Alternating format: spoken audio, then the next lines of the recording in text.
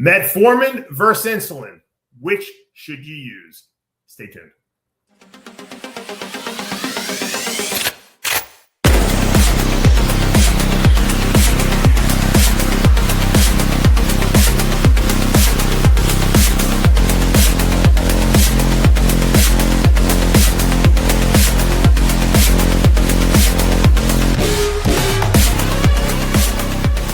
I created Species Nutrition with one mission in mind: to provide bodybuilders and serious athletes with no-nonsense supplements that work. I put my name and reputation on every bottle of Species Nutrition products. If you want to be your absolute best, join the evolution. Energy pouches are the wave of the future, and Underrated Muscles Locked In is first to bring it to you. With between 50 and 100 milligrams of caffeine per pouch, you can dial in the quick, clean energy and focus you need on the go. Simple, easy to use. Pop one between your cheek and gum to get you through your day, to get you through your workout. Code RX20, underratedmuscle.com. Get locked in today.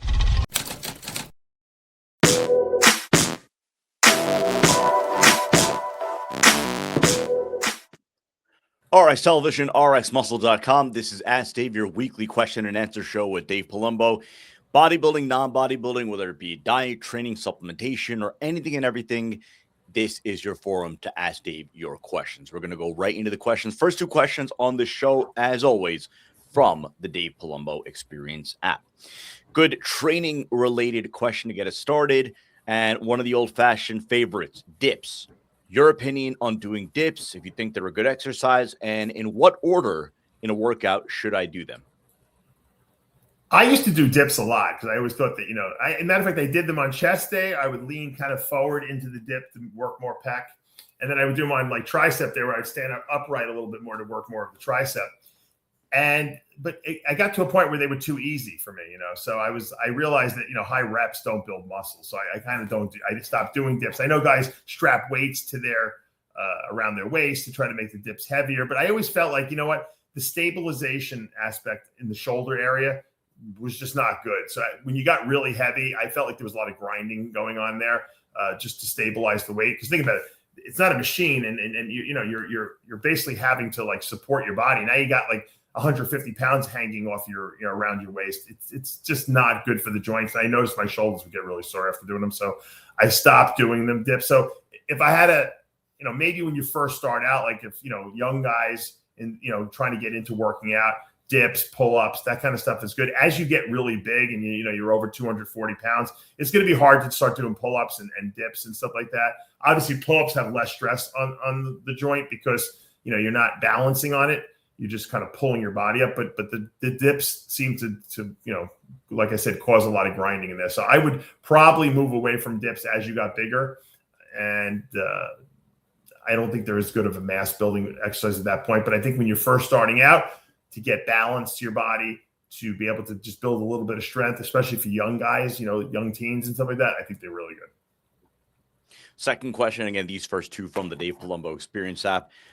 This is one that is a little bit more trendy, not just amongst bodybuilders, but just among people that want more better recovery, and that is CPAPs, sleep devices.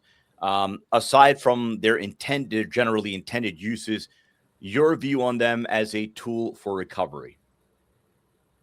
If you have really bad sleep apnea at night where you're waking up a million times during the night, then obviously getting a CPAP machine, which is going to enable you to sleep better, is almost like you almost have to get it.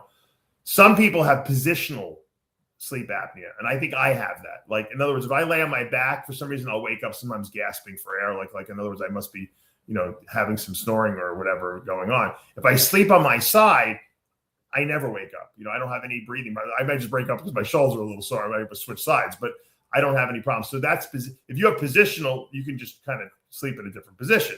But if you snore and you have apnea, no matter which way you sleep, and you go for the sleep test, which usually is included on your insurance usually covers that. They do like a sleep study. They make you sleep for 2 hours. They watch you and count how many times you stop breathing, and you're stopping every couple seconds. You're certainly not getting a restful night's sleep and you're not recovering.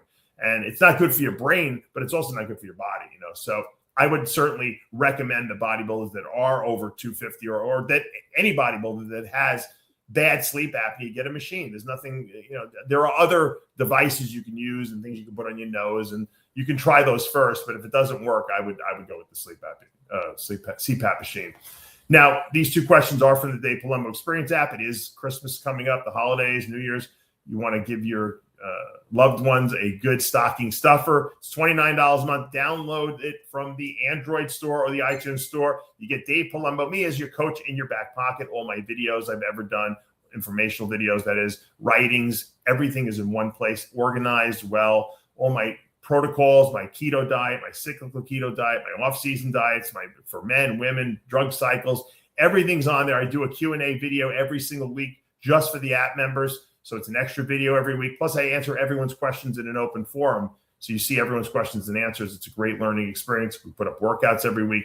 It's a tremendous value for $29 a month, and it's always evolving. So it's not the same information every single week. It's always changing. So you guys have been supporting that app for over 3 years now. I want to thank you. It keeps growing continuously, and thanks for the support. And a lot of people ask me, hey, Dave, you answer everyone's questions. How, I don't have, $800, $900 for coaching, but I'd like to support, what you do. And this is a great way to do it for the Dave Palumbo Experience app.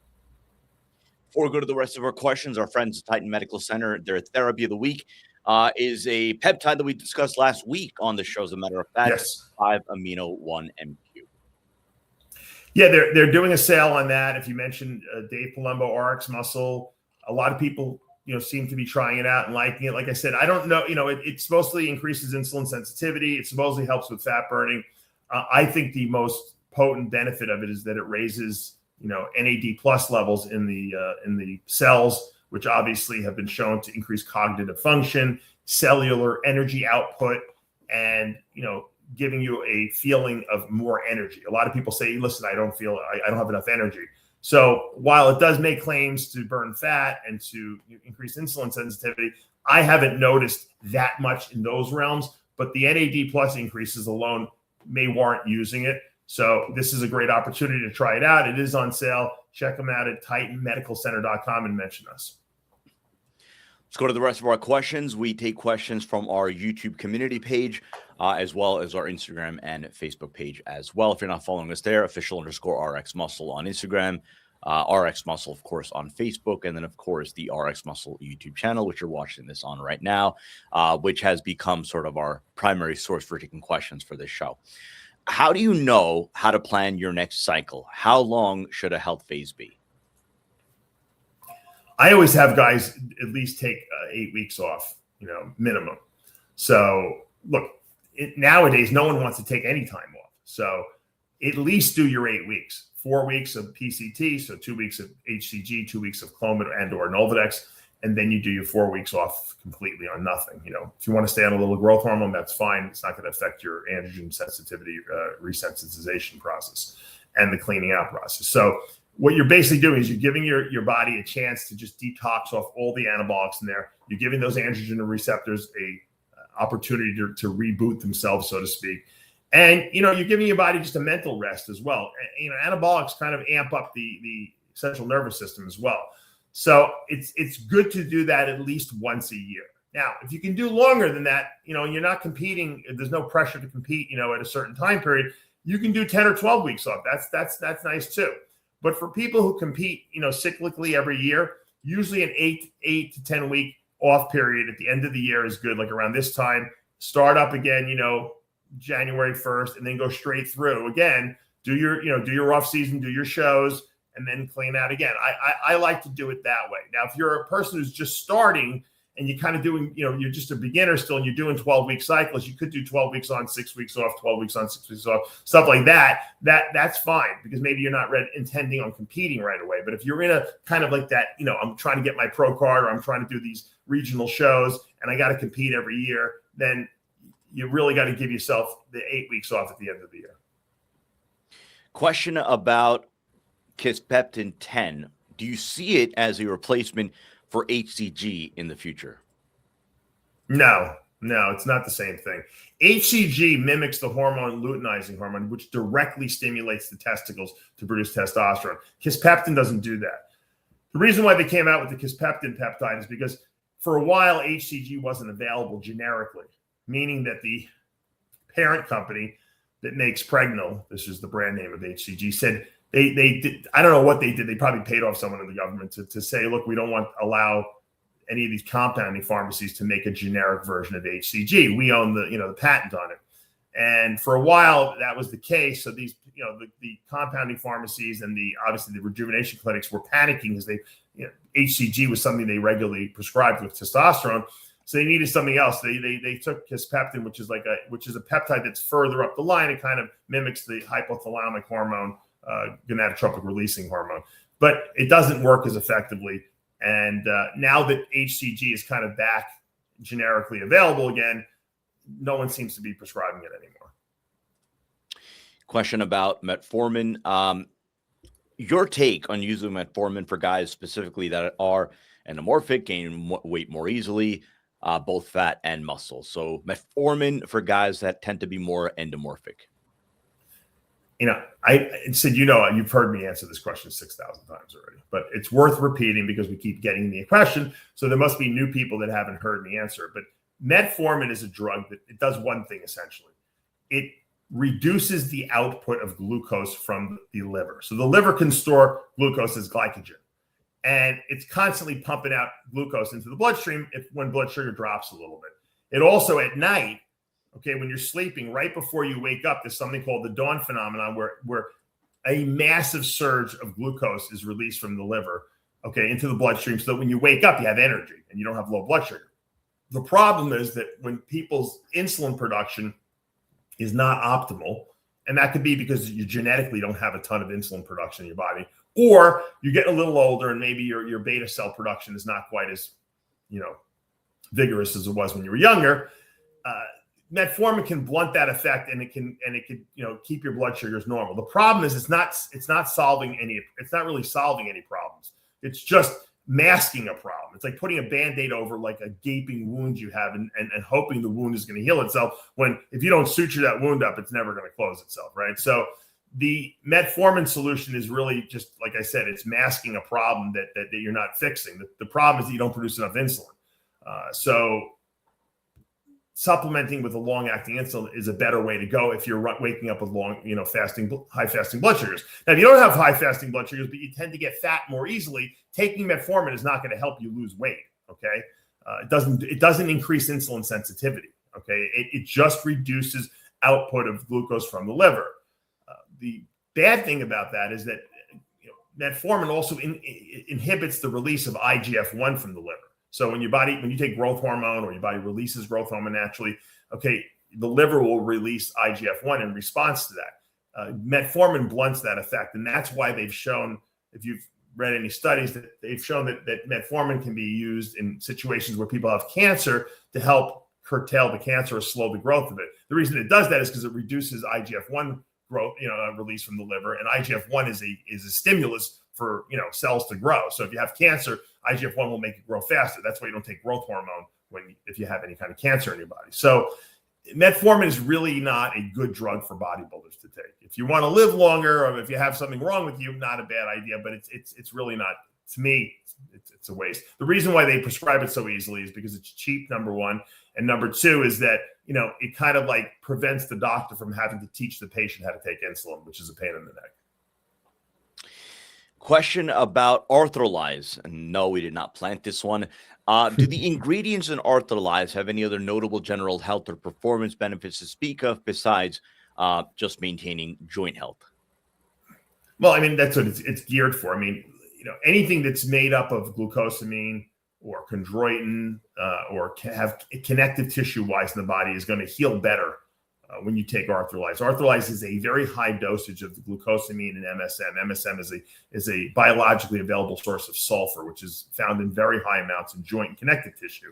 We don't really eat a lot of sulfur in our diet. We get a little bit in eggs and stuff like that, but we don't really get a lot. So, these raw materials that the body requires to repair joint and connective tissue are not something that we're eating on a regular basis. We don't eat ligaments, tendons, and cartilage. We trim that away. We eat just the flesh of the animals and the fish. So that's why when your body is trying to heal joints, from damage in the gym. Let's face it, when you work out, you're damaging muscle, but you're also damaging the ligaments, tendons, connective tissue, cartilage.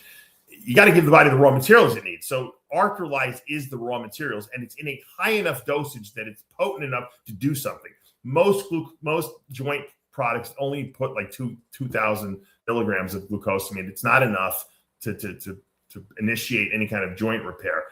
Likewise, we also use a patented product known as UC2 collagen 2, which is undenatured type 2 collagen, which exactly mimics the collagen that we find in our bodies. So when you damage a joint or connective tissue and you expose the underlying connective tissue or collagen, it's the same as this chicken collagen. And what we found is that the immune cells in the body, are not used to seeing this collagen because it's usually covered by a layer of cartilage. But if the cartilage gets damaged and then all of a sudden it gets exposed, the immune system sees this collagen as a foreign body and starts to attack it. So if you ever notice, you get an injury in a joint and it just seems to never go away. It's just a nagging inflammatory process. And the reason is because the immune system keeps attacking that area, thinking that it's got to kind of inflame it off so that from the rest of the body.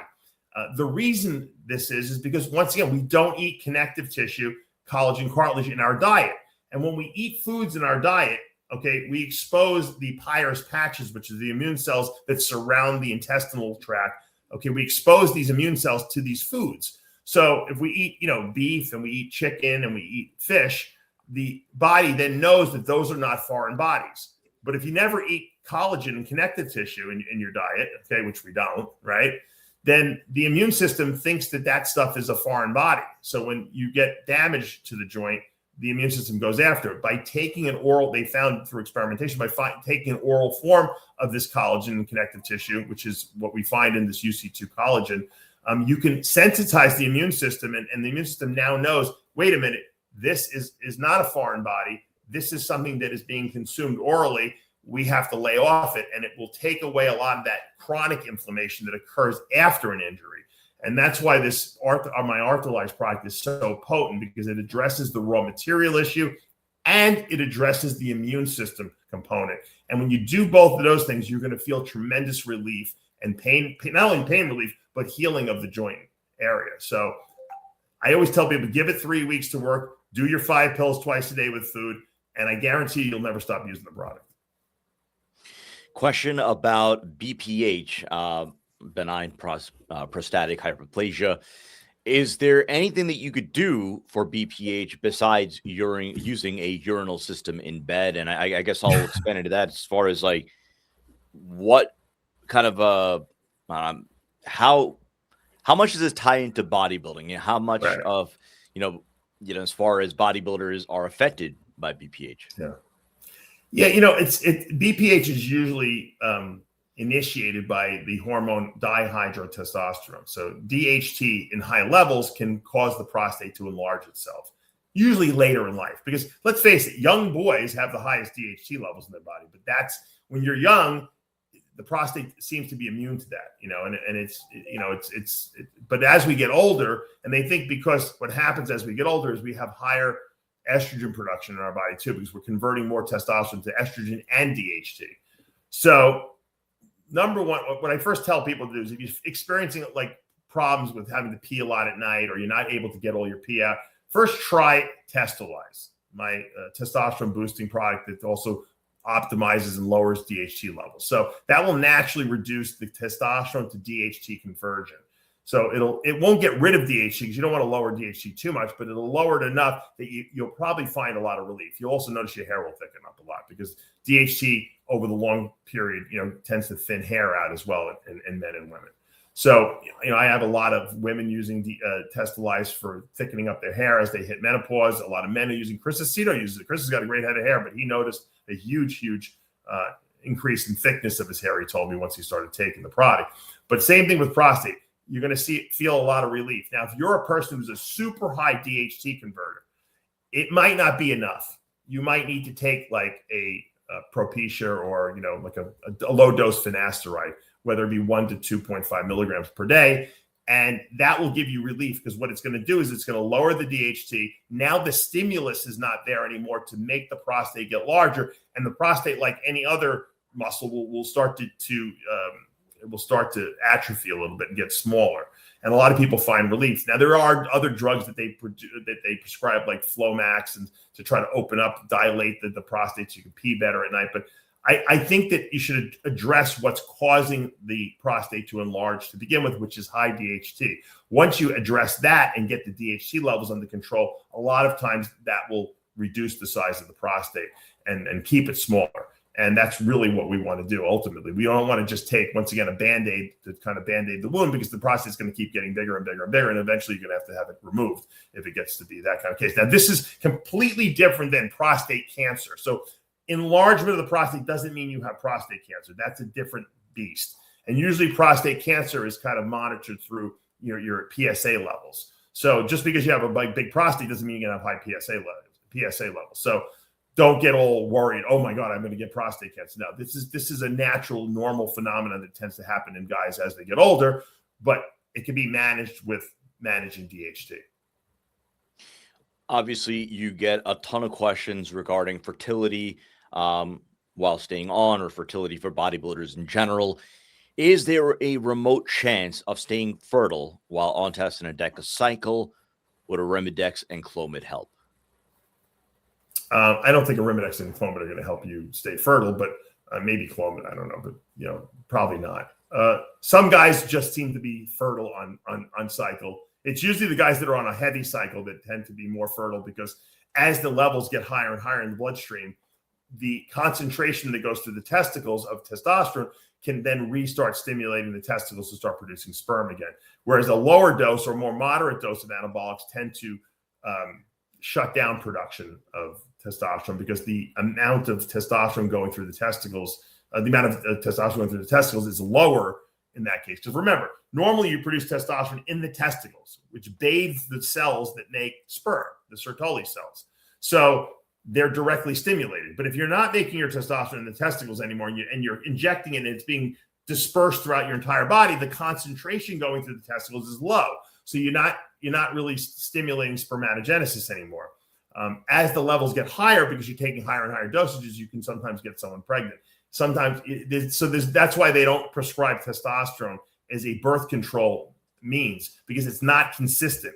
In other words, sometimes people get pregnant, even though the guys are on HRT. You can never tell. But in my experience, there's a 98% chance you're probably not going to get someone pregnant while you're on a cycle or on THT.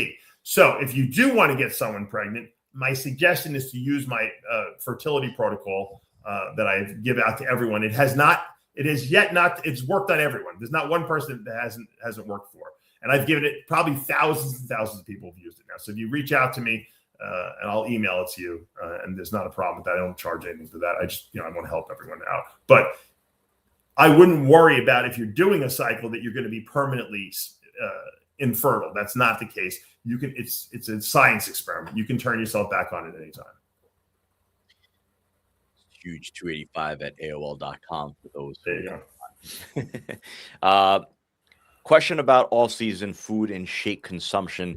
During the all-season, you said you were having food, a shake, food, alternating in that order. Was the shake just protein with fat, or protein with carbohydrates? Can a person that eats high-protein, low-carb diet achieve the same level of muscularity and fullness as someone on high-carb, moderate protein diet? Well, I mean, if you're eating high carbs, you're going to be fuller, okay? Because your glycogen stores are going to be fuller. If you're eating low carbs, the glycogen stores are not as full. The muscles are going to be a little flatter, but you might look better. Some people look better with less full. Sometimes too full makes you look like a bloated mess. So my shakes when I was off season would usually be carbs, protein, and fats. If I was post workout, I would only do protein and carbs. So like when I finish a workout now, I go and I do 2 scoops or a scoop and a half of INSULIze with 1 scoop of carbolyze. I mix it with my finger in a cup, legitimately. I just gulp it down after my workout. So because you don't want to take fat in right after a workout, you want to get those carbs and protein in quickly. My other meals, like maybe before bed, I might do a shake with all natural peanut butter, and so it would be low carb, higher fat, higher protein. So that's, depends on what my goals are at the moment. When I was competing, I was blasting carbs in every shake. because my body was just like an inferno, and it was an inferno. It was just blowing through carbs, burning them like crazy. So I was doing like 100 grams of carbs per shake. You know, I would put like a scoop of ultra fuel in there. That was the carb we all used back then. There was no high molecular weight carbs like we have today. I'd put a scoop of ultra fuel in there to 100 grams of carbs with like a metric, meal replacement shake, 40 grams of protein, probably add another 20 grams from whey isolate, or at the time it was just probably whey concentrated at that point. And I would drink that 4 times a day, and sometimes I would put, some peanut butter in there. Sometimes I would throw like a tablespoon of olive oil or something like that in there, because there was no mac oil back then. And, it depended on really how I felt. And a lot of times I would try to get more of my nutrition from food, but if I couldn't do it and I had to do it in a shake, I did it in a shake. You've heard my notorious egg shakes where I put a whole dozen eggs in a blender with oatmeal and, some whey isolate and some apple juice and blend that up. So my shakes were, don't go by me, because I was drinking I was eating a lot of carbs, a lot of protein, and a lot of fat every day because my metabolism was that fast. We often get questions about overtraining and questions about the pump. So this is fairly interrelated. If you're training too long to where you start to lose your pump, is this a sign that you're doing too much? Is this a sign of overtraining? And what are those quote unquote symptoms? Yeah, I would say, if you're, you should leave the gym like wanting to do more. You shouldn't leave the gym completely depleted. That's usually too much, because it means that you're probably there too long. You should get to a point where you say, you know what? I really don't want to do any more sets. I'm still pumped. I can still push myself, but you know what? I think I did enough. That should be the feeling. Whereas, when I first started, because I came from a running background where we always felt exhausted right after every run. I felt like I had to train at the gym for 3 hours until I had that depleted feeling. That's not good usually, and that usually doesn't lead to building muscle. That's a big mistake. Controlled fury, we call it. Go in there, lift the heavy weights, and get the hell out of there and eat. And that's the best method for bodybuilding. Bodybuilding is not an endurance sport. It's a fast, explosive sport. Go in there explosively, do your workouts, use good form, full range of motion, lift heavy weights, and get the heck out of there. A couple of questions about for females as far and Anavar. First question, can Anavar affect a woman's fertility in the long run? Long run, no. Short run, it might take away her period, so she might not, get pregnant while on it. But there have been women who were getting ready for the Olympia. I think Corey Everson got pregnant during her last run, winning the Olympia. So it should prevent you from getting pregnant, because sometimes it messes up your cycles, but not always. It's kind of like men. You might be on testosterone, you might still get someone pregnant. So it's certainly not something that I would use as fertility, an anti-fertility, type of situation. But in my experience, there's been nothing that I've seen women do to themselves that would inhibit them from getting pregnant once they stop the drugs and they start producing their period again. It seems like the reproductive tract is very dynamic in the sense that you can inhibit it, but it always seems to come back once you take away the inhibition. And that's in men and women. And the second question was comparing Anavar to testosterone gel for women. I like Anavar better because it has really no side effects. Low dose testosterone for women seems to work well too, but some women get hair growth from it. Sometimes over the long run, because it's a cumulative type of thing, they can get a little deepening of their voice. It is testosterone they're taking, even though they're taking very small amounts. It's still testosterone. So, I mean, it's a personal choice. Obviously, testosterone gels and stuff like that, and small dose, even injectables, are way, way cheaper usually. And a lot of times insurance covers that. So a lot of people do that. And some women get really good results with that. If they feel good and they're not getting side effects, great. But you know what? I worry. I worry about giving women testosterone long term. Because remember, puberty in men doesn't take 6 months. It takes, 6 years. So if a woman's on testosterone, low dose gel, therapy for 6 years, is she going to eventually get side effects that are going to masculinize her? It's possible. Take a couple of more questions. This question has been on the board for I think the last 3-4 episodes, and I figured, all right, well, I may as well just take it now, get it out of the way. Is the super physiological doses of test causing a, quote, rampant, and he put in all caps, rampant homosexuality in bodybuilding. How can we reclaim the pure masculinity in our sport? So I will ask you, Dave, Test, is there a linkage to homosexuality in bodybuilding? No, I don't think so. I think that there are people who are bodybuilders who are homosexuals. They're gay. That's all there is. I mean, that's just we're in a society where there's a certain percentage of the population that are gay, and there's nothing wrong with that. They just are. And so you see it in Hollywood, you see it in construction workers, you see it in the military. There are people that are gay, and that's just the way it goes. I don't think I know testosterone is not making people gay. Okay. I think that it definitely increases your sexuality, meaning that you have a higher sex drive, and maybe you might act on an impulse that you have inside you all along that maybe you didn't do before you were on the testosterone. But you're either gay or you're not. It's not like nothing makes you gay. One more question, and again, we did not plant this one. This was asked by a species user. Dave, this is going to make you happy. Remember, couple of months ago, we did, again, just kind of a happenstance situation. We ended up having to give out a whole bunch of Lipolyze. You remember that period? Yes. Well, one of the users that got a free bottle of Lipolyze in his order Omegalyze and Fiberlyze, he says he did a 3-day fast after Thanksgiving and then started taking Lipolyze twice a day with a cup of coffee, and says that he was amazed at how it reduced his appetite. Done 3-day fast in the past and always kind of ride a wave of hunger pains. This time I didn't suffer at all. Is Lipolyze an, quote, underrated part of the species lineup? I could be a tough critic, but I'll also give credit where it is due. Lipolyze can 100% help bodybuilders and athletes needing to make a weight class. Yeah, it's one of the things I explained to people. First of all, Lipolyze is a non-stimulant based fat burner, so there's no stims in it whatsoever. You can take it. You're not going to raise your heart rate. It's not going to raise your blood pressure. It's not going to do anything, which is good because a lot of people who want to lose weight, have high blood pressure and other issues.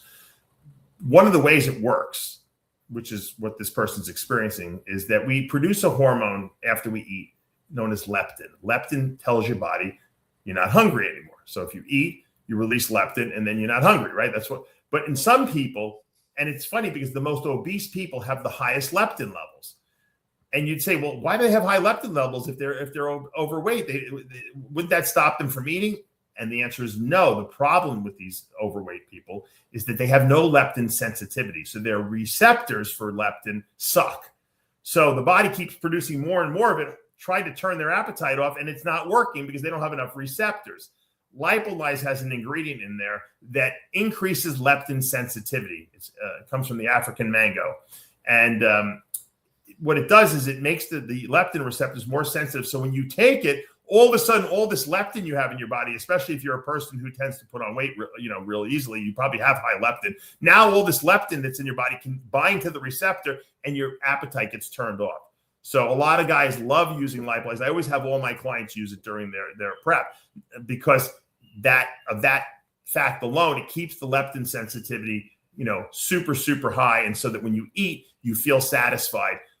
A lot of times when we're dieting, because the body senses that you're burning a lot of, nutrition in the body and the body fat levels are dropping, it will decrease leptin sensitivity purposely to try to make you eat more. And this kind of short circuits that by increasing leptin sensitivity so that you continue to respond to your leptin receptor, to your leptin hormone in your body. And that, I did a lot of research on Lipolyze. I actually have a new version, a second version coming out pretty soon too, with some even more interesting compounds in it as well. Once again, non-stimulant. And I think people will really like that as well. So there is a lot of science in all the products that I put out from Species Nutrition. I don't just copy everyone else's and put something else out there. Everything is unique. And that's why it takes us a long time to bring out new products, because I have to really research them. I got to make sure if they are flavored, they taste good, and I got to make sure they're carb free. So unless obviously we're using Carbohydrates. So I appreciate that great feedback, and that's if we over the Christmas break, you guys should pick up some Lipolyze when we do our sales. SpeciesNutrition.com. Click on Lipolyze. If you haven't already done so, subscribe below, hit the notification bell. If you like what you're watching, hit the like button, comment below. And as always, we appreciate all of your support. All new episode of the After Hours podcast, as well as Heavy Muscle Radio, on the channel. For Dave Palumbo, I'm Sadiq Faruqi. We'll see you next time.